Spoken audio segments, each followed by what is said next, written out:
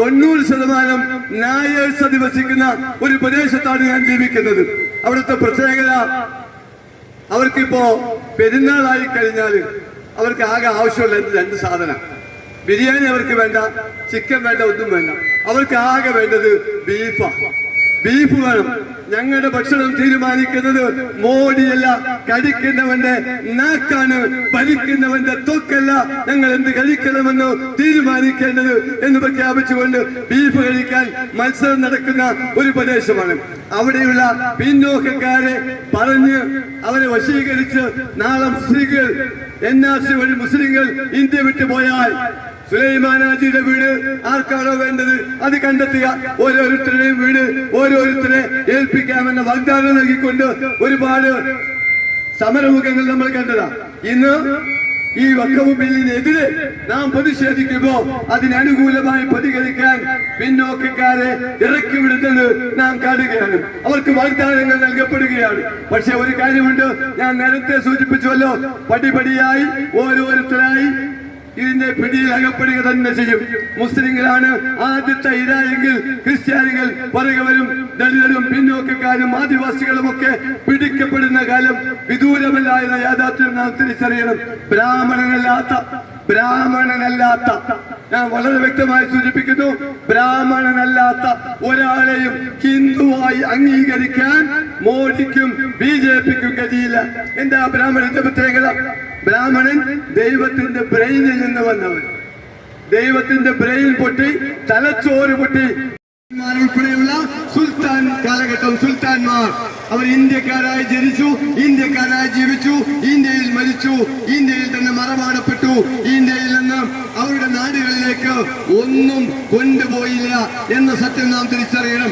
പക്ഷെ അവര് ചിലതൊക്കെ വേണ്ടാത്തത് ചെയ്തിട്ടുണ്ട്, ഇല്ലെന്ന് ഞങ്ങൾ പറയുന്നില്ല. അവർ ഒരിക്കലും, അവരിൽ ഭൂരിപക്ഷ സുൽത്താൻമാരും ഭൂരിപക്ഷ ഭരണാധികാരികളും ഏതെങ്കിലും മതത്തിന്റെ അടിമകളായിരിക്കില്ല എന്ന യാഥാർത്ഥ്യം നാം തിരിച്ചറിയണം. അവർക്ക് നല്ല നല്ല പേരുകൾ ഉണ്ടായിരുന്നു. ഔറംഗസീബും ഷാജഹാനും അതുപോലെ ജഹാംഗീറും അക്ബറും ഒക്കെ നല്ല നല്ല പേരുകൾ ഉണ്ടായിരുന്നു.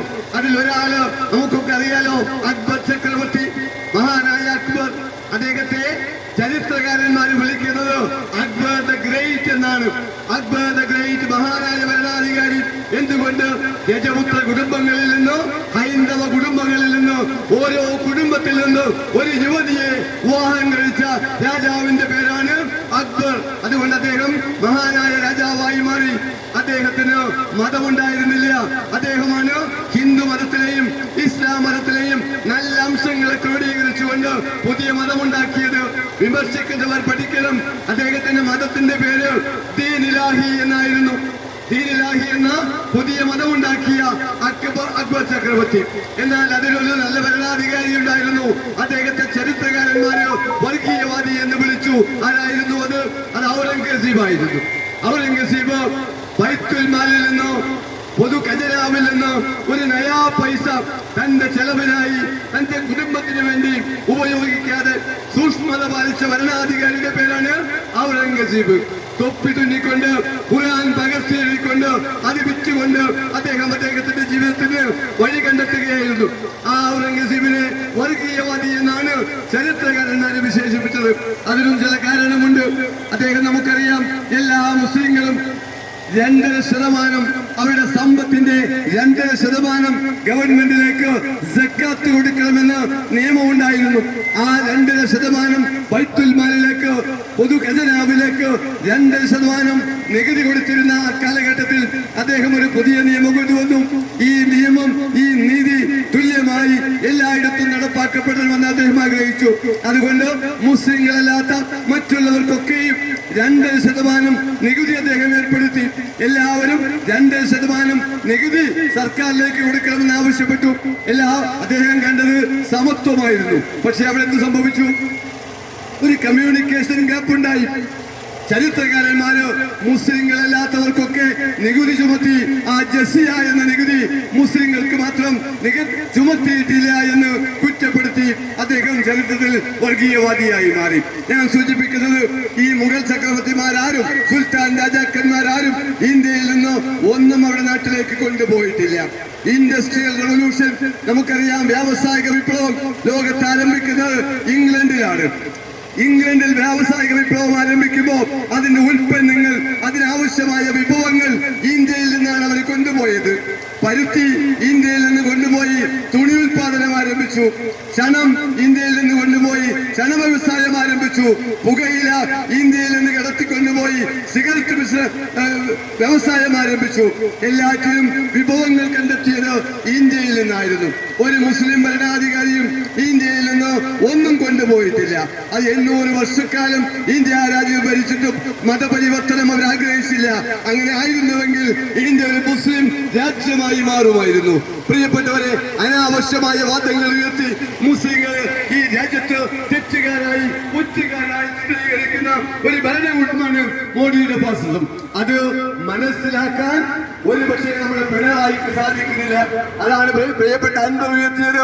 പിണറായിസവും ഫാസിസവും രണ്ട് ഇരട്ട മുഖങ്ങളാണ്, ഒരു നാണയത്തിന്റെ രണ്ട് വശങ്ങളാണെന്ന് പ്രിയപ്പെട്ട അൻവർ വിളിച്ചു പറഞ്ഞപ്പോഴാണ് ഞങ്ങളെ പോലുള്ളവർ അത് ഏറ്റുവിളിക്കാൻ തയ്യാറായത്. ഏറ്റവും അപകടകാരികളായ രണ്ട്, ഒന്ന് പിണറായിസമാണെങ്കിൽ മറ്റൊന്ന് മോഡിയുടെ ഫാസിസമാണ്. ഇത് തിരിച്ചറിയാൻ നമുക്ക് സാധിക്കണം. പുതിയ ആക്ട്, ഒരുപക്ഷെ അത് വക്കീല് സംസാരിക്കുമായിരിക്കും, പുതിയ വഖഫ് ആക്ട്, പുതിയ നിയമം കൊണ്ടുവന്നിരിക്കുന്നു. എന്താ പുതിയ നിയമത്തിലെ വ്യവസ്ഥകൾ? പഠിക്കേണ്ട വകുപ്പുകളാണ്. കേന്ദ്ര വഖഫ് ബോർഡിൽ 22 അംഗങ്ങളാണ് വേണ്ടത്. 22 അംഗങ്ങളെ ചേർത്തുകൊണ്ട് പുതിയ കേന്ദ്ര വഖഫ് ബോർഡ്. അതിലൊരു ആനുകൂല്യം മോഡി നൽകിയിരിക്കുന്നു. ആനുകൂല്യം 10 പേർ മുസ്ലിങ്ങളായിരിക്കണം. 22 പേരുള്ള വഖഫ് ബോർഡിൽ 10 പേർ മുസ്ലിങ്ങളായിരിക്കണം. എത്ര സുന്ദരമായ രീതിയിൽ അത് കൊണ്ടുവന്നു. പിന്നെ അതിനൊരു CEO ഉണ്ടാകും, ചീഫ് എക്സിക്യൂട്ടീവ് ഓഫീസർ. അത് മുസ്ലിം ആവാം, മുസ്ലിം ആവണമെന്നില്ല. നിയമം 2. 3 സംസ്ഥാന വഖഫ് ബോർഡ്, അത് അംഗസംഖ്യ 11 സംസ്ഥാനത്തും അതുപോലെ കേന്ദ്രഭരണ പ്രദേശങ്ങളിലും വഖഫ് ബോർഡ് 11 അംഗങ്ങളാണ് അതിലുണ്ടാവേണ്ടത്. അതില് ഒരു ഔദാര്യം മുസ്ലിങ്ങൾക്ക് കിട്ടിയിട്ടുണ്ട്. എന്താ ഔദാര്യം? 4 പേരെങ്കിലും മുസ്ലിങ്ങളായിരിക്കണം. 11 പേരിൽ 4 പേരെങ്കിലും മുസ്ലിങ്ങളായിരിക്കണമെന്ന ഒരു പുതിയ വകുപ്പ് അത് ചേർത്തിരിക്കുന്നു. പിന്നെയോ, ആരെങ്കിലും വഖഫ് സ്വത്ത് കൈയടക്കിയിട്ടുണ്ടായിരുന്നുവെങ്കിൽ അവർക്ക് 2 വർഷത്തെ കഠിന തടവ്, ആ കഠിന തടവ് ഒഴിവാക്കി കേവലം തടവ് മാത്രമാക്കി മാറ്റുകയും ജാമ്യം നൽകാൻ എളുപ്പത്തിൽ ജാമ്യം ലഭിക്കുന്ന വകുപ്പാക്കി മാറ്റുകയും ചെയ്തിരിക്കുന്നു. മറ്റൊന്ന് കേൾക്കണം നമ്മള്. ഏതെങ്കിലും ഒരാൾക്ക് വഖഫ് ചെയ്യണമെന്നുണ്ടെങ്കിൽ, ഏതെങ്കിലും ഒരാൾക്ക് വഖഫ് ചെയ്യണമെന്നുണ്ടെങ്കിൽ അയാൾ കഴിഞ്ഞ 5 വർഷക്കാലം മുസ്ലിം ആയിരിക്കണം. കേൾക്കുമ്പോ ആർക്കൊന്നും മനസ്സിലാവൂല. ആർക്കൊന്നും മനസ്സിലാവാത്തൊരു വകുപ്പാ. എന്റെ നാട്ടില് ഒരു മൂസദ് ഉണ്ട്, വിനയരാജൻ മൂസദ്, സുധാകരൻ മൂസദ്. അവരൊക്കെ ആ രാജ്യത്ത് ഭരണം നടത്തിയ അങ്ങനത്തെ ഇല്ലത്തിന്റെ അവകാശികളായിരുന്നു. തലയൂരിലും അവകാശികളാണ്. അവരാണ് ഞങ്ങൾക്ക് പള്ളിക്ക് സ്ഥലം നൽകിയത്. അവരാണ് കൊണ്ടോട്ടിയിൽ ഒമാനൂർ ശുഹദാക്കളുടെ മഖബറയുള്ള ആ പള്ളിക്ക് സ്ഥലം നൽകിയത് എന്റെ നാട്ടിൽ കഴിയുന്ന മൂസദ് കുടുംബമാണ്. ആ മൂസദ് കുടുംബത്തിന് ഇന്ന് ഞങ്ങളുടെ നാട്ടിലുള്ള പള്ളിക്ക് 1 ഏക്കർ സ്ഥലം നൽകണമെന്നുണ്ടെങ്കിൽ അത് നടക്കില്ല. കാരണം എന്താ? അയാൾ 5 വർഷം മുമ്പ് ഇസ്ലാം മതം സ്വീകരിച്ചിരിക്കണം. ഹിന്ദു ആയിക്കൊണ്ട്, മൂസദായിക്കൊണ്ട്, ബ്രാഹ്മണനായിക്കൊണ്ട് അയാൾക്ക് വഖഫ് ചെയ്യാൻ കഴിയില്ല. ഇതാണ് പുതിയ വകുപ്പില് ഏതാനും ചില വകുപ്പുകളെന്ന് ഞാൻ സൂചിപ്പിക്കുന്നത്. അതുകൊണ്ട് പ്രിയപ്പെട്ടവരെ, വളരെ അപകടം പിടിച്ച ഒരവസ്ഥയിലൂടെയാണ് നമ്മുടെ രാജ്യം കടന്നു പോകുന്നത്. ഇത് കേവലം വഖഫിന്റെ മാത്രം പ്രശ്നമില്ല. വഖഫ് നമുക്കറിയാം, വഖഫ് എന്നത് ഒരു മുസ്ലിങ്ങളെ മാത്രം കാര്യമല്ല. നമ്മുടെ തൊട്ടടുത്തോ കേരളത്തിലെ സൗത്ത് ഇന്ത്യയിലെ അലീഗഡ് എന്ന് വിളിക്കുന്ന ഫാറൂഖ് കോളേജിൽ നിന്ന് M79 പുറത്തു വന്ന ഒരു വിദ്യാർത്ഥിയായിരുന്നു ഞാൻ. ഫറൂഖ് കോളേജിലെ പൂർവ്വ വിദ്യാർത്ഥി അബ്ദുസ്സമദ് സമദാനിയുടെ കൂടെ ഫറൂഖ് കോളേജിൽ നിന്ന് ഡിഗ്രി കഴിഞ്ഞ് PG കഴിഞ്ഞ് പുറത്തിറക്കിയ ഒരു വിദ്യാർത്ഥിയാണ് ഞാൻ. ആ ഫറൂഖ് കോളേജിൽ നമ്മൾ വിളിക്കുന്നത് സൗത്ത് ഇന്ത്യയിലെ അലീഗഡ് എന്നാണ്. ആ ഫറൂഖ് കോളേജിന് കീഴ്ശ്ശേരി കഴിഞ്ഞ് ആലഞ്ചോട്ട് കഴിഞ്ഞ് യക്കാപറമ്പത്ത് 15ഓളം ഏക്കർ ഭൂമി വഖഫ് സ്വത്തായിട്ട് കിടക്കുന്നുണ്ട്. യക്കാപറമ്പിൽ എന്താ കാര്യം? അന്നത്തെ ആ തലമുറ അക്ഷരാഭ്യാസമില്ലാത്ത ഒരു കാലഘട്ടം, എഴുത്തും വായനയും അറിയാത്ത ഒരു തലമുറ, എന്നാൽ അന്ധവിശ്വാസങ്ങളുടെ പടുകുഴിയിൽപ്പെട്ട് നട്ടം തിരിഞ്ഞിരുന്ന മുസ്ലിം സമുദായത്തിന് വിദ്യാഭ്യാസം നൽകാൻ തയ്യാറായിക്കൊണ്ട് ഒരു വിഭാഗം കടന്നു വന്നു. വിറക് വെട്ടികളും വെള്ളക്കോലികളുമായി ഈ സമുദായം തകരരുത് എന്ന് മഹാനായ CH വാക്കുകൾ ഞാൻ ഓർക്കുകയാണ്. ആ കാലഘട്ടത്തിലാണ് അബൂ സുബ്ഹാനും കൂട്ടരും കടന്നു വരുന്നത്. നമ്മുടെ സമുദായത്തിന് മതവിദ്യാഭ്യാസം കൊടുക്കണം, ഭൗതിക വിദ്യാഭ്യാസം കൊടുക്കണം. അങ്ങനെ കടന്നു വന്ന് ഇന്നത്തെ ഫാറൂഖ് കോളേജിൽ നിൽക്കുന്ന ആ സ്ഥലം നൂറുകണക്കിന് ഏക്കർ ഭൂമി പലരിൽ നിന്നായി വഖഫായി വാങ്ങി. മുസ്ലിങ്ങൾക്ക് മതപഠനം വേണമെങ്കിൽ അതിന് ഒരു റൗലത്തുൽ ഉലൂം അറബിക് കോളേജ് സ്ഥാപിച്ചു. തൊട്ടിപ്പുറത്ത് ഫാറൂഖ് കോളേജ് ഉണ്ടാക്കി. ആ ഫാറൂഖ് കോളേജ് വഖഫ് ചെയ്ത സ്ഥലത്താണ്. പക്ഷെ അവിടുത്തെ വിദ്യാർത്ഥിയായ എനിക്ക്, അതുപോലെ എന്റെ കൂടെ ഉണ്ടായിരുന്ന രത്നാകരന് എല്ലാം തുല്യമാണ്. മുസ്ലിം ആയതുകൊണ്ടല്ല എനിക്ക് അവിടെ അഡ്മിഷൻ കിട്ടിയത്. എന്റെ കൂടെ ഉണ്ടായിരുന്ന രത്നാകരനും സത്യപാലനും ഒക്കെ അവിടെ അഡ്മിഷൻ കിട്ടിയത് മെറിറ്റിന്റെ മാത്രം അടിസ്ഥാനത്തിലാണ്. മാർക്കുള്ളവര് അഡ്മിഷൻ നൽകുന്നതാണ് ആ വ്യവസ്ഥ. അതുകൊണ്ട് വഖഫ് എന്ന് പറയുന്നത് മുസ്ലിങ്ങൾക്ക് മാത്രമുള്ളതല്ല. വഖഫ് ഭൂമി എന്താണ്? വഖഫ് ഭൂമി ദൈവപ്രീതി മാത്രം ലക്ഷ്യമാക്കിക്കൊണ്ട് പടച്ചവന്റെ മുമ്പിൽ നാളെ സ്വർഗം ലഭിക്കണമെന്ന് മാത്രം ആഗ്രഹിച്ചുകൊണ്ട് ഏതെങ്കിലും ഒരു സമ്പന്നൻ, ഏതെങ്കിലും ഒരു മുതലാളി തന്റെ സമ്പത്തിന്റെ ഒരു വിഹിതം, തന്റെ ഭൂമിയുടെ ഒരു വിഹിതം ദൈവത്തിന്റെ പേരിൽ നീക്കിവെച്ചാൽ അത് ദാനമാണ്. അതിന് അറബി ഭാഷയിൽ വഖഫ് എന്ന് വിളിക്കും. അറബിയും മലയാളവും ഒക്കെ തിരിച്ചറിയാൻ നമുക്ക് സാധിക്കണം. ദേവദാസൻ എന്ന് പറഞ്ഞാലും അബ്ദുൽ ഹമീദ് എന്ന് പറഞ്ഞാലും നമ്മൾ അതിന് കാണുന്ന ഒരേ അർത്ഥമാണ്. ദേവദാസൻ ദൈവത്തിന്റെ ദാസൻ, അടിമ അബ്ദുൽ ഹമീദ് ദൈവത്തിന്റെ അടിമ. ഞാനതിന് വ്യത്യാസം കാണുന്നില്ല. എല്ലാം അങ്ങനെയാണ് വഖഫ് ആരംഭിക്കുന്നത്. അങ്ങനെ ആരംഭിച്ച വഖഫ് PSMO കോളേജ് നമുക്കറിയാം. തിരൂരങ്ങാടിയിൽ PSMO കോളേജ് MK ഹാജി എന്ന മുസ്ലിം ലീഗിന്റെ മുജാഹിദ് നേതാവ് വഖഫ് ചെയ്ത സ്ഥലത്താണ് ആ സ്ഥാപനമുള്ളത്. അവിടെയാണ് KP രാമൻ പഠിച്ചത്. ഓർക്കണം നിങ്ങൾ, മുസ്ലിം ലീഗിന്റെ നേതാവായിരുന്ന KP രാമൻ തിരൂരങ്ങാടിയിൽ ഓറിയന്റ് സ്കൂളിലാണ് പഠിച്ചത്. അവിടെയാണ് പ്രീ ഡിഗ്രി പഠിച്ചത്. അവിടെ നിന്നാണ് TTC കഴിഞ്ഞത്. അവിടെ നിന്നാണ് ആ സ്കൂളിൽ അധ്യാപകരായി മാറിയത്. അവിടെ നിന്നാണ് കുന്നമംഗലത്ത് കൊണ്ടുപോയി MLA ആക്കിയത്. അവിടെ നിന്നാണ് അദ്ദേഹത്തെ PSC അംഗമാക്കിയത്. അവിടെ അദ്ദേഹം ഹരിജനായിരുന്നു. ഹരിജനായതുകൊണ്ട് അദ്ദേഹത്തിന് അഡ്മിഷൻ നിഷേധിക്കപ്പെട്ടിട്ടില്ല. പ്രിയപ്പെട്ടവരെ, വഖഫ് മുസ്ലിങ്ങൾക്ക് മാത്രമുള്ളതല്ല, എല്ലാവർക്കും ഉള്ളതാണ് എന്ന് നാം തിരിച്ചറിയണം. ഒരുപാട് ആശ്രമങ്ങൾ ഇന്ത്യയുടെ പല ഭാഗത്തും ഒരുപാട് ആശ്രമങ്ങളുണ്ട്, ഒരുപാട് സൂഫി സെന്ററുകളുണ്ട്. അവിടെയൊക്കെ വിദ്യാഭ്യാസം നേടാൻ മതപഠനം മാത്രമല്ല ഭൗതിക വിദ്യാഭ്യാസം നേടാനുള്ള സർവകലാശാലകൾ ഉൾപ്പെടെ ഒരുപാട് സ്ഥാപനങ്ങൾ, ഒരുപാട് കോളേജുകൾ ലോകത്തിന്റെ പല ഭാഗത്തുമുണ്ട്. MAO കോളേജ് നമുക്കറിയാം. മുഹമ്മദ് ആംഗ്ലോ ഓറിയന്റൽ കോളേജ്, അതാണ് ഇന്ന് അലിഗഡ് മുസ്ലിം യൂണിവേഴ്സിറ്റി. സർ സയ്യിദ് അഹമ്മദ് ഖാൻ കണ്ടെത്തിയ ആ സ്ഥലം. ബനാറസ് ഹിന്ദു യൂണിവേഴ്സിറ്റി. അങ്ങനെ സ്ഥലം കണ്ടെത്തിക്കൊണ്ട് ആരംഭിച്ച വിദ്യാഭ്യാസ സ്ഥാപനത്തിൽ മതത്തിന്റെ ജാതിക്ക് ഒന്നിനും സ്ഥാനമില്ല എന്ന യാഥാർത്ഥ്യം നാം തിരിച്ചറിയേണ്ടതുണ്ട്. നമ്മെ ഭിന്നിപ്പിക്കാനുള്ള ശ്രമമാണ്. ഞാൻ പറഞ്ഞല്ലോ, വഖഫ് എന്ന് പറയുന്നത് കേവലം ദൈവപ്രീതിക്ക് വേണ്ടി മാത്രം വഖഫ് ചെയ്യുന്ന, ദാനമായി നൽകുന്ന ഒന്നാണ് വഖഫ്. ദൈവം നമുക്കറിയാം, നമ്മുടെ ആളുകൾ 99% വിശ്വാസികളാണ്. ഏതെങ്കിലും ഒരു മതത്തിൽ വിശ്വസിക്കുന്നവരാണ് ഇന്ത്യയിലെ മുഴുവൻ ജനങ്ങളും. ജൈനമതമുണ്ട്, സിഖ് ബൗദ്ധ പാർസി മതമുണ്ട്, ക്രൈസ്തവരുണ്ട്, നമ്മളെ ഹിന്ദുക്കളുണ്ട്. എല്ലാവരും ദൈവത്തിൽ വിശ്വസിക്കുന്നു. ദൈവത്തിന്റെ പേര് പലതായിരിക്കാം. ശ്രീകൃഷ്ണനെന്നോ രാമനെന്നോ ഹരി എന്നോ ഈശ്വരനെന്നോ യേശു എന്നോ അല്ലാഹ് എന്നോ എന്ത് പേരിട്ട് വിളിച്ചാലും അവരൊക്കെ ദൈവത്തിൽ വിശ്വസിക്കുന്നു എന്നർത്ഥം. എല്ലാ മതങ്ങളുടെയും സാരാംശം ഒന്നാണ് എന്ന് മനസ്സിലാക്കാതെ വാസ്തുത പ്രചരിപ്പിക്കാൻ ഇറങ്ങിത്തിരിച്ചവർക്ക് ഇത് മനസ്സിലാവുകയില്ല. വരിക. എല്ലാ മതങ്ങളെയും സാരാംശം ഒന്നാണെന്ന് നാം തിരിച്ചറിയുക. ഋഗ്വേദത്തിൽ ഒരു വാചകമുണ്ട് പ്രിയപ്പെട്ടവരെ.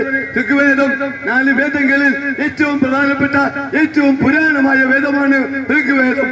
ആ ഋഗ്വേദത്തിൽ ഒരു വാചകമുണ്ട്, ഏകം സത്ത് ബഹുധാ വപ്രീ വദന്ത. ഏകം സത്ത്, സത്യമേകമാണ്, ബഹുധാ വപ്രീ വദന്ത. വ്യത്യസ്തരായ ആളുകൾ അതിനെ വ്യത്യസ്തമായ രീതിയിൽ പരിചയപ്പെടുത്തുന്നു, വ്യാഖ്യാനിക്കുന്നു എന്ന് മാത്രം. അതുകൊണ്ട് മതങ്ങളെല്ലാം ഒന്നാണ്, മതങ്ങളുടെ സാരാംശം ഒന്നാണ്, ദൈവം ഒന്നാണ്. ആരാണ് ദൈവം? ഏതാണ് ദൈവം? ഈ ഭൂമിയെ സൃഷ്ടിച്ച, ഈ പ്രപഞ്ചത്തെ സൃഷ്ടിച്ച, അതിനെ പരിപാലിക്കുന്ന, സംരക്ഷിക്കുന്ന, അവസാനം അതിനെ സംഹാര താണ്ഡവമാടുന്ന ആ ശക്തിക്കാണ് നാം ദൈവം എന്ന് വിളിക്കുന്നത്. അതുകൊണ്ട് എല്ലാ മതങ്ങളുടെയും സാരാംശം ഒന്നാണ് എന്ന് തിരിച്ചറിയാൻ കഴിയാതെ ഹൈന്ദവരെ നമുക്കറിയാം ഒരു വിഭാഗത്തെ ഇളക്കി വിടുകയാണ്. ഉത്തരേന്ത്യ ഇന്ന് കത്തുകയാണ്. യുപിയിലും ഹൈദരാബാദിലും ബംഗാളിലും ഒക്കെ സമരത്തിന്റെ തീക്കാറ്റ് അഞ്ചടിക്കുകയാണ്. ആരാ? വഖഫ് ബില്ലിനെതിരെയുള്ള സമരമാണ് നടന്നുകൊണ്ടിരിക്കുന്നത്. പ്രിയപ്പെട്ടവരെ, ആരെയാണ് ഇളക്കി വിടുന്നത്? പാവപ്പെട്ട ഹരിജനങ്ങളെ, ദളിത് വിഭാഗക്കാരെ, പിന്നോക്ക വിഭാഗക്കാരെ അതിനെതിരെ ഇളക്കി വിടാന്നു. എന്ത് പറഞ്ഞുകൊണ്ടാ? എന്താണ് അവർക്ക് നൽകുന്ന വാഗ്ദാനം? നമുക്കറിയാം, NRC വന്നപ്പോ, NRC നടപ്പിലാക്കാൻ ശ്രമിച്ചപ്പോ ഞങ്ങളുടെ നാട്ടിലൊക്കെ നല്ലൊരു ശതമാനം, ഞാൻ താമസിക്കുന്ന നാട് 90% ഹിന്ദുക്കൾ അധിവസിക്കുന്ന പ്രദേശമാണ്. 90% നായേഴ്സ് അധിവസിക്കുന്ന ഒരു പ്രദേശത്താണ് ഞാൻ ജീവിക്കുന്നത്. അവിടുത്തെ പ്രത്യേകത, അവർക്കിപ്പോ പെരുന്നാളായി കഴിഞ്ഞാൽ അവർക്ക് ആകെ ആവശ്യമുള്ള 2 സാധനം. ബിരിയാണി അവർക്ക് വേണ്ട, ചിക്കൻ വേണ്ട, ഒന്നും വേണ്ട. അവർക്ക് ആകെ വേണ്ടത് ബീഫാണ്. ബീഫ് വേണം. ഞങ്ങളുടെ ഭക്ഷണം തീരുമാനിക്കുന്നത് മോഡിയല്ല, കഴിക്കുന്നവന്റെ നാക്കാണ്, ഭരിക്കുന്നവന്റെ തൊക്കല്ല. ഞങ്ങൾ എന്ത് കഴിക്കണമെന്ന് തീരുമാനിക്കേണ്ടത് എന്ന് പ്രഖ്യാപിച്ചുകൊണ്ട് ബീഫ് കഴിക്കാൻ മത്സരം നടക്കുന്ന ഒരു പ്രദേശമാണ്. അവിടെയുള്ള പിന്നോക്കക്കാരെ പറഞ്ഞ് അവരെ വശീകരിച്ച് നാളെ മുസ്ലിങ്ങൾ, NRC വഴി മുസ്ലിങ്ങൾ ഇന്ത്യ വിട്ടു പോയാൽ സുലൈമാനാജിയുടെ വീട് ആർക്കാണോ വേണ്ടത് അത് കണ്ടെത്തുക, ഓരോരുത്തരുടെയും വീട് ഓരോരുത്തരെ ഏൽപ്പിക്കാമെന്ന വാഗ്ദാനം നൽകിക്കൊണ്ട് ഒരുപാട് സമരമുഖങ്ങൾ നമ്മൾ കണ്ടതാ. ഇന്ന് ഈ വഖഫ് ബില്ലിനെതിരെ നാം പ്രതിഷേധിക്കുമ്പോ അതിനനുകൂലമായി പ്രതികരിക്കാൻ പിന്നോക്കക്കാരെ ഇറക്കി വിടുന്നത് നാം കാണുകയാണ്. അവർക്ക് വാഗ്ദാനങ്ങൾ നൽകപ്പെടുകയാണ്. പക്ഷെ ഒരു കാര്യമുണ്ട്, ഞാൻ നേരത്തെ സൂചിപ്പിച്ചുവല്ലോ, പടിപടിയായി ഓരോരുത്തരായി ഇതിന്റെ പിടിയിൽ അകപ്പെടുക തന്നെ ചെയ്യും. മുസ്ലിങ്ങളാണ് ആദ്യത്തെ ഇരയെങ്കിൽ ക്രിസ്ത്യാനികൾ പുറകെ വരും. ദളിതരും പിന്നോക്കക്കാരും ആദിവാസികളും ഒക്കെ പിടിക്കപ്പെടുന്ന കാലം വിദൂരമല്ല എന്ന യാഥാർത്ഥ്യം നാം തിരിച്ചറിയണം. ബ്രാഹ്മണനല്ലാത്ത, ഞാൻ വളരെ വ്യക്തമായി സൂചിപ്പിക്കുന്നു, ബ്രാഹ്മണനല്ലാത്ത ഒരാളെയും ഹിന്ദുവായി അംഗീകരിക്കാൻ മോദിക്കും BJPക്കും കഴിയില്ല. എന്താ ബ്രാഹ്മണന്റെ പ്രത്യേകത? ബ്രാഹ്മണൻ ദൈവത്തിന്റെ ബ്രെയിനിൽ നിന്ന് വന്നവൻ. ദൈവത്തിന്റെ ബ്രെയിൻ പൊട്ടി, തലച്ചോറ് പൊട്ടി പുറത്തു വന്നവനാണ് ആര്? ബ്രാഹ്മണൻ. രണ്ടാമത്തവൻ ക്ഷത്രിയനാണ്. അവനെയും വേണമെങ്കിൽ ഉൾക്കൊള്ളും. ആരാ ക്ഷത്രിയൻ? ദൈവത്തിന്റെ ഷോൾഡർ പൊട്ടി ചുമലിൽ നിന്ന് പുറത്തു വന്നവൻ ക്ഷത്രിയനാണെങ്കിൽ, ദൈവത്തിന്റെ തുടയൽ പൊട്ടി കടന്നു വന്നവൻ വൈശ്യനും, ദൈവത്തിന്റെ കാലിന്റെ അടിയിൽ നിന്ന് പൊട്ടിമുളച്ചവൻ ശൂദ്രനുമാണ്. അവരെ ഒന്നും ഉൾക്കൊള്ളാൻ BJP തയ്യാറല്ല, ബ്രാഹ്മണിക്കൽ BJP തയ്യാറല്ല എന്ന് മാത്രമാണ് നിങ്ങൾ മനസ്സിലാക്കേണ്ടത്. നിങ്ങൾക്ക് നൽകപ്പെടുന്ന വാഗ്ദാനങ്ങളൊക്കെയും പൊള്ളയായ വാഗ്ദാനങ്ങളാണ് എന്ന് തിരിച്ചറിയാൻ നിങ്ങൾക്ക് സാധിക്കണം. ഈ രാജ്യം ഒറ്റക്കെട്ടായി മുന്നോട്ട് പോകണം. നമ്മൾ ഈ രാജ്യത്തിന്റെ സ്വാതന്ത്ര്യം വാങ്ങിയവരാണ്. ഈ സ്വാതന്ത്ര്യം നമ്മൾ ഒരുമിച്ച് നിന്ന് നേടിയവരാണ്. പ്രിയപ്പെട്ടവരെ, നാം നേടിയ സ്വാതന്ത്ര്യം അത് കണ്ണിലെ കൃഷ്ണമണി പോലെ കാത്തു സൂക്ഷിക്കാൻ നാം ബാധ്യസ്ഥരാണ്. സർവർക്കർക്ക്, ഗുരു സർവർക്കർക്ക്, ഗോൾവർക്കർക്ക് ഇന്ത്യയുടെ സ്വാതന്ത്ര്യ സമരത്തിൽ യാതൊരു പങ്കുമില്ല.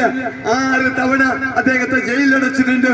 പിന്നീട് അദ്ദേഹം മാപ്പ് എഴുതി കൊടുത്ത്, പല തവണയായി മാപ്പ് എഴുതി കൊടുത്തുകൊണ്ട് ഇന്ത്യയിൽ ജയിലിൽ നിന്നും പുറത്തു കടന്ന് അവസാനം വരെ ബ്രിട്ടീഷുകാരന്റെ ചെരുപ്പ് നക്കിയായിരുന്നു എന്ന യാഥാർത്ഥ്യം നാം തിരിച്ചറിയണം. നമ്മൾ മാതൃകയാക്കുന്നത് ഭഗത് സിംഗിനെ ആയിരിക്കണം.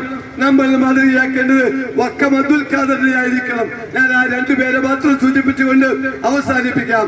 ഭഗത് സിംഗ് 21-ാമത്തെ വയസ്സിലാണ് തൂക്കിലേറ്റപ്പെടുന്നത്. പ്രിയപ്പെട്ടവരെ, അദ്ദേഹം വിളിച്ച മുദ്രാവാക്യമുണ്ട്, അതിന്റെ ഏറ്റുവിളിക്കുന്നത് കമ്മ്യൂണിസ്റ്റുകാരാണ്. എന്താ അദ്ദേഹം വിളിച്ച മുദ്രാവാക്യം? ഒരു ഭഗത് സിംഗ് തൂക്കിലേറ്റപ്പെട്ടാൽ 1000 ഭഗത് സിംഗ്മാര് ഇവിടെ ജനിക്കുക തന്നെ ചെയ്യും. ഇൻകുലാബ് സിന്ദാബാദ്. ആ മുദ്രാവാക്യം ഇന്ന് പിണറായിയും കമ്മ്യൂണിസ്റ്റുകാരും ഏറ്റെടുത്തിരിക്കുന്നു. അന്ന് കമ്മ്യൂണിസം ഇല്ല. കമ്മ്യൂണിസം ഇല്ലാത്ത കാലത്ത് 21-ാമത്തെ വയസ്സിൽ തൂക്കിലേറ്റപ്പെട്ട ഭഗത് സിംഗിന്റെ ചരിത്രമാണ് ഞാൻ സൂചിപ്പിച്ചത്. രണ്ടാമതൊരാള്, ഞാൻ ഗാന്ധിയിലേക്ക് പോകുന്നില്ല, നെഹ്റുവിലേക്ക് പോകുന്നില്ല, ആസാദിലേക്ക് പോകുന്നില്ല. ഞാൻ രണ്ടാമതൊരാളെ ഞാൻ പരിചയപ്പെടുത്തുകയാണ്. പ്രിയപ്പെട്ടവരെ, വക്കം അബ്ദുൽ ഖാദർ.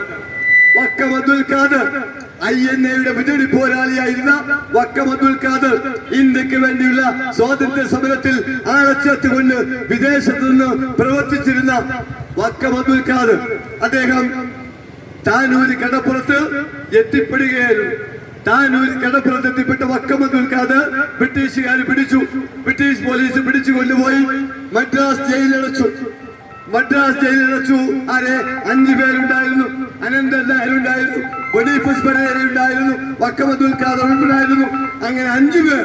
3 പേരെ ഞാൻ പറഞ്ഞുവല്ലോ, അനന്തൻ നായരും ബൊണീഫസ് പെരേരയും അതോടൊപ്പം അബ്ദുൽ ഖാദറിനെയും മദ്രാസ് സെൻട്രൽ ജയിലിൽ അടച്ചു.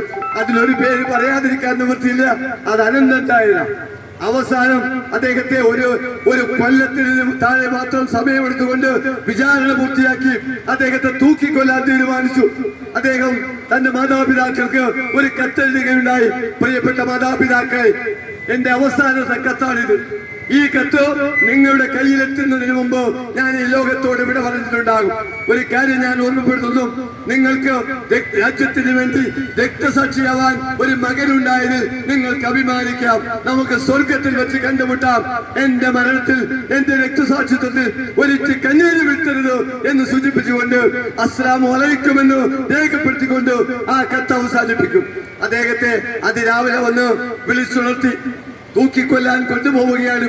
5 മണിക്ക് സുബഹി നമസ്കാരത്തിന് ശേഷം അദ്ദേഹത്തെ വന്ന് വിളിച്ചുണർത്തിക്കൊണ്ട് അദ്ദേഹത്തോട് എന്റെ അവസാനത്തെ ആഗ്രഹം എന്ന് ചോദിച്ചു. വക്കം ഖാദർ പറഞ്ഞു, എനിക്കൊരൊറ്റ ആഗ്രഹമേ ഉള്ളൂ. അതെന്താ? ഹിന്ദുവും മുസൽമാനും ഈ രാജ്യത്തിന്റെ 2 കണ്ണുകളാണ്. ഹിന്ദുവും മുസൽമാനും ഈ രാജ്യത്തിന്റെ 2 കണ്ണുകളാണ്.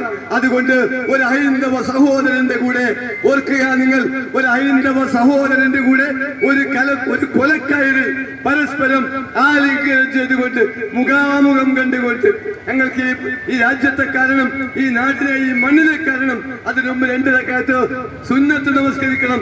സുന്നത്ത് നമസ്കാരത്തിന് ശേഷം ഒരു കൊലക്കയറിൽ ഒരു ഹൈന്ദവ സഹോദരനോടൊപ്പം ഒന്നിച്ച് ഈ രാജ്യത്തിന് വേണ്ടി മരിക്കണമെന്നാണ് ഞാൻ ആഗ്രഹിക്കുന്നത്. അവസാനത്തെ ആഗ്രഹമായിരുന്നു അത്. അത് പറഞ്ഞു കഴിഞ്ഞാൽ ജയിലധികാരികൾക്ക് മറ്റൊന്നും ചെയ്യാനില്ല. അവസാനം അനന്തൻ നായരെയും വക്കം അബ്ദുൽ ഖാദറിനെയും ഒരു കൊലക്കയറിൽ ഒരുമിച്ചാണ് തൂക്കിലേറ്റിയത് എന്ന സത്യം പ്രിയപ്പെട്ട സംഘികൾ മറക്കരുത് എന്നാണ് ഞങ്ങൾക്ക് സൂചിപ്പിക്കാനുള്ളത്. അതാണ് ഇന്ത്യയുടെ മതേതരത്വം. അതാണ് ഇന്ത്യയുടെ മതേതരത്വം. അത് നിലനിർത്തുന്നതിന് വേണ്ടി രക്തസാക്ഷികളായവരാണ് നമ്മുടെ പൂർവികന്മാർ. നിങ്ങളൊക്കെ ഈ രാജ്യത്തെ ഒറ്റുകൊടുത്തവരാണ് എന്ന് നിങ്ങൾ തിരിച്ചറിയുക. ഈ രാജ്യത്തിന്റെ സ്വാതന്ത്ര്യ സമരത്തിൽ ഒരു പങ്കുമില്ലാത്തവർ ആരെന്ന് ചോദിച്ചാൽ സംഘികൾ എന്ന് ഒരു 100 വട്ടം പറയാൻ ഞങ്ങൾക്ക് സാധിക്കും. അത് ഞങ്ങളുടെ നാവല്ല പറയുന്നത്, ഇന്ത്യ രാജ്യത്തിന്റെ ചരിത്രമാണ് പറയുന്നത് എന്ന് മാത്രം ഓർമ്മിപ്പിച്ചുകൊണ്ട് ഈ സമരം നമുക്കറിയാം, ഇത് ഇവിടെ ഒന്നും അവസാനിക്കുകയില്ല. ഇന്ത്യയിലെ 2 പ്രബല വിഭാഗങ്ങൾ ഹിന്ദുക്കളും മുസ്ലിങ്ങളുമാണ്. അതിലൊന്നിനെ പോരലേറ്റാൽ അതൊരു ശരീരമാണ്.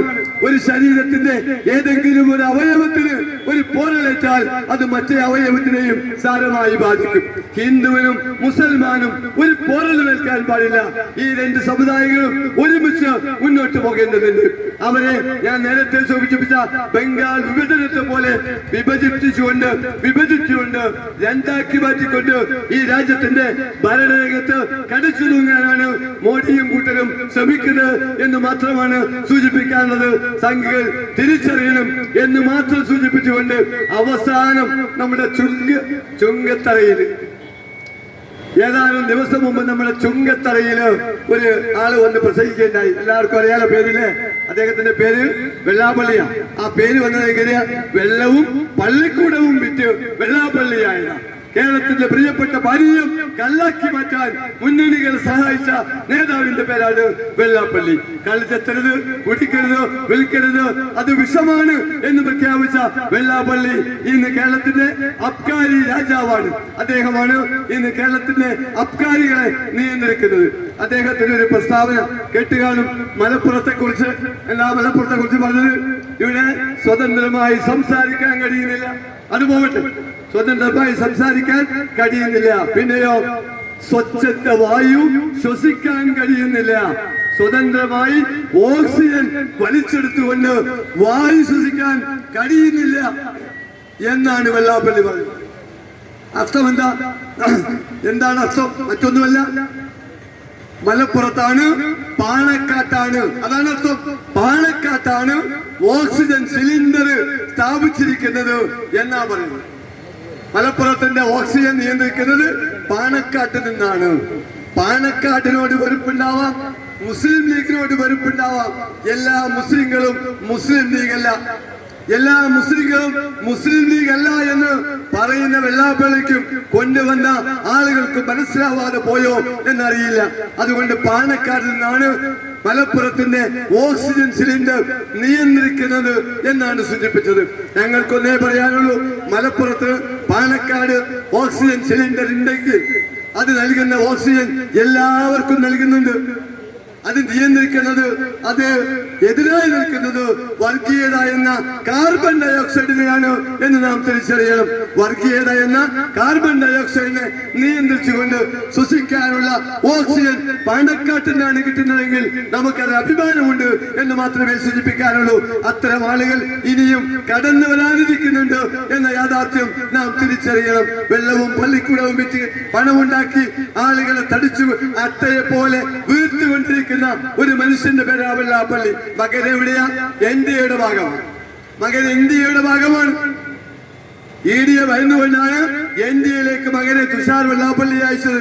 ഇപ്പോ അദ്ദേഹത്തിന് സ്വീകരണമുണ്ട് പോലും. പറ്റുമെങ്കിൽ പ്രിയപ്പെട്ട സഖാക്കളെ, ഞങ്ങളുടെ ശബ്ദം കേൾക്കുന്ന സഖാക്കളെ, വെള്ളാപ്പള്ളിക്ക് നൽകുന്ന സ്വീകരണത്തിൽ നിങ്ങൾ പങ്കെടുക്കണം. 4 മന്ത്രിമാർക്ക് ആ ചുമതല. 4 മന്ത്രിമാർക്ക് ചുമതലയുണ്ട്. വെള്ളാപ്പള്ളിക്ക് സ്വീകരണം. എന്താ കാര്യം? കുമാരനാശാനേക്കാളും കാലം SNDPയുടെ അധ്യക്ഷ സ്ഥാനത്ത് ഇരുന്നവരാണ് വെള്ളാപ്പള്ളി. അതുകൊണ്ട് വെള്ളാപ്പള്ളിക്ക് സ്വീകരണം. അദ്ദേഹത്തിന്റെ പ്രഖ്യാപനം നമുക്ക് അത്ഭുതമില്ല. രാജേഷിന്റെ പ്രഖ്യാപനം വന്നു. രാജേഷിന്റെ പ്രഖ്യാപനം ഞാൻ അവസാനിപ്പിക്കുക. എന്താ പ്രഖ്യാപനം? കള്ള് ഫാമിലി റെസ്റ്റോറന്റ് ആരംഭിച്ചുകൊണ്ട് കള്ള് വിതരണം ചെയ്യണമെന്നാണ്. എല്ലാ നഗരങ്ങളിലും എല്ലാ ഗ്രാമങ്ങളിലും ഫാമിലി റെസ്റ്റോറന്റുകൾ ആരംഭിച്ചുകൊണ്ട് കള്ള് ജനകീയ പാനീയമാക്കി മാറ്റണം. 3 സ്റ്റാറും 2 സ്റ്റാറും 4 സ്റ്റാറും ഒന്നും വേണ്ട, എല്ലാ സ്റ്റാർ ഹോട്ടലുകളിലും മദ്യം വിളമ്പണം എന്ന് രാജേഷും ഇടതുപക്ഷവും തീരുമാനിക്കുന്നു. പ്രിയപ്പെട്ടവരെ, അതുകൊണ്ട് മോഡിയുടെ ഫാസിസത്തെക്കാളേറെ അപകടമാണ് പിണറായിസം എന്ന് കൂടി തിരിച്ചറിയാൻ, രണ്ടും ഒരു നാണയത്തിന്റെ വശങ്ങളാണ് എന്ന് തിരിച്ചറിയാൻ പ്രിയപ്പെട്ടവരെ നമുക്ക് സാധിക്കണം എന്ന് മാത്രം സൂചിപ്പിച്ചുകൊണ്ട് ഈ ദൗത്യം ഏറ്റെടുത്ത തൃണമൂൽ കോൺഗ്രസിന്റെ കരങ്ങളെ പ്രിയപ്പെട്ട അൻവർ, എല്ലാം ത്യജിച്ചുകൊണ്ട് കടന്നു വന്ന അൻവർ, എല്ലാം ത്യജിച്ചുകൊണ്ട് കടന്നു വന്ന അൻവർ, ഞാൻ ഓർക്കുകയാണ്, ഒരു MLA ആയി കഴിഞ്ഞാൽ ആ റോട്ടിലൂടെ MLAക്ക് ഒരു പോക്കുണ്ട്. ഞാൻ ഏതെങ്കിലും ഒരു MLA കുറ്റപ്പെടുത്തില്ല. MLA ബോർഡില്ലാത്ത ഏതെങ്കിലും ഒരു കാറിൽ MLA സഞ്ചരിക്കുന്നത് നാം കണ്ടിട്ടില്ല. മമ്മൂട്ടിയാജ് ഒഴികെ. കൊണ്ടോട്ടിയിലെ മമ്മൂട്ടിയാജ് ഉണ്ടായിരുന്നു. അദ്ദേഹം 3003 കോളീസ് കാറ് അദ്ദേഹത്തിന്റെ കാറാ. അദ്ദേഹം ബോർഡ് വെച്ചില്ല. ബാക്കിയുള്ള മുഴുവൻ MLA-മാരും ബോർഡ് വെച്ച കാറ്. ആ ബോർഡ് വെക്കാനുള്ള 3 അക്ഷരമാണ്, 3 അക്ഷരങ്ങളാണ് പ്രിയപ്പെട്ട അൻവർ പുല്ലുപോലെ വലിച്ചെറിഞ്ഞത്. കാരണം മമതയെ വിശ്വസിച്ചുകൊണ്ട്, മമതാജിയെ വിശ്വസിച്ചുകൊണ്ട്, മമതാജി എല്ലാം വിട്ടിറങ്ങിപ്പോന്ന ധീര വനിതയുടെ പേര് ഝാൻസി റാണിക്ക് ശേഷം ഇന്ത്യ കണ്ട ധീര വനിതയുടെ പേര് ഇന്ദിരാഗാന്ധിക്ക് ശേഷം ഇന്ത്യ കണ്ട ധീര വനിതയുടെ പേര് മമതാ ബാനർജി എന്നാണെങ്കിൽ അതേ ധീരത കാണിച്ചുകൊണ്ട് കടന്നു വന്ന MLA സ്ഥാനം പുല്ലായി തള്ളിയ അൻവർ കടന്നു വന്നപ്പോ ഞങ്ങൾ അൻവറിനെ സ്വീകരിക്കുകയായിരുന്നു. അതുകൊണ്ട് അൻവറിന്റെ കരങ്ങൾക്ക് ശക്തി പകരാൻ, ഈ പ്രസ്ഥാനത്തിന് ശക്തി പകരാൻ ഇത് തൃണമൂൽ കോൺഗ്രസ് ആണ്. യഥാർത്ഥ ഇന്ത്യൻ നാഷണൽ കോൺഗ്രസ് ആണ് തൃണമൂൽ കോൺഗ്രസ് എന്ന് പറയാൻ ഞങ്ങൾക്ക് മടിയില്ല. തൃണമൂലാണ് പുല്ലിൽ നിന്ന് മുളച്ചു പൊന്തിയ, പുല്ലിൽ അടിവേരുള്ള, പുല്ലിനടിയിൽ വേരുള്ള ഒരു പ്രസ്ഥാനം. കോൺഗ്രസ് എന്ന രാഷ്ട്രീയ പ്രസ്ഥാനത്തിന്റെ വേര് ജനങ്ങളിലായിരിക്കണം എന്ന് വിശ്വസിച്ച് ജനങ്ങൾക്ക് വേണ്ടിയായിരിക്കണം കോൺഗ്രസ് പ്രവർത്തിക്കേണ്ടത് എന്ന് തീരുമാനിച്ചുകൊണ്ട് സിന്ദൂരും നന്ദിഗ്രാമവും ഒക്കെ കണ്ടപ്പോ ഇറങ്ങിപ്പോന്ന ധീര വനിതയുടെ പേരാണ് മമതാ ബാനർജി. മഹുവാ മൈത്ര സുപ്രീം കോടതിയെ തേടി പോവുകയാണ്. ഇന്ത്യൻ യൂണിയൻ മുസ്ലിം ലീഗ്, അതുപോലെ Muslim Personal Law Board, Mahua Moitra, NPP, National People's Party of Manipur, ഇവരൊക്കെ സുപ്രീം കോടതിയിൽ എത്തിയിരിക്കുന്നു. എന്തിന്? വഖഫ് വിരുദ്ധ ബില്ല് പിൻവലിക്കണം എന്നാവശ്യപ്പെട്ടുകൊണ്ട്. ആന്ധ്രാപ്രദേശില്, ഹൈദരാബാദില്, UP-യില്, കശ്മീരില്, ബീഹാറിൽ, എല്ലായിടത്തും, ബംഗാളിൽ, എല്ലായിടത്തും അതിശക്തമായ പ്രക്ഷോഭം നടക്കുകയാണ്. പ്രിയപ്പെട്ടവരെ, കാണികളായി മാറി നിൽക്കാതെ, കേൾവിക്കാരായി മാറി നിൽക്കാതെ, ഇത് ജനകീയ പ്രശ്നമാണ് എന്ന് മനസ്സിലാക്കിക്കൊണ്ട്, ഇത് കേവലം മുസ്ലിങ്ങളുടെ മാത്രം പ്രശ്നമല്ല എന്ന് മനസ്സിലാക്കിക്കൊണ്ട്, ഇന്ത്യയിലെ ജനങ്ങളെ ബാധിക്കുന്ന ഒരു പ്രശ്നമാണ് എന്ന് തിരിച്ചറികൊണ്ട് ഒന്നായി മുന്നോട്ട് പോവാൻ നമുക്ക് സാധിക്കട്ടെ എന്ന് ആത്മാർത്ഥമായി പ്രാർത്ഥിച്ചുകൊണ്ട് എല്ലാവർക്കും നന്ദി രേഖപ്പെട്ടുകൊണ്ട് ഞാൻ അവസാനിപ്പിക്കുന്നു. ജയ് ഹിന്ദ്. അടുത്തത് അഭിവാദ്യം ചെയ്യുന്നത്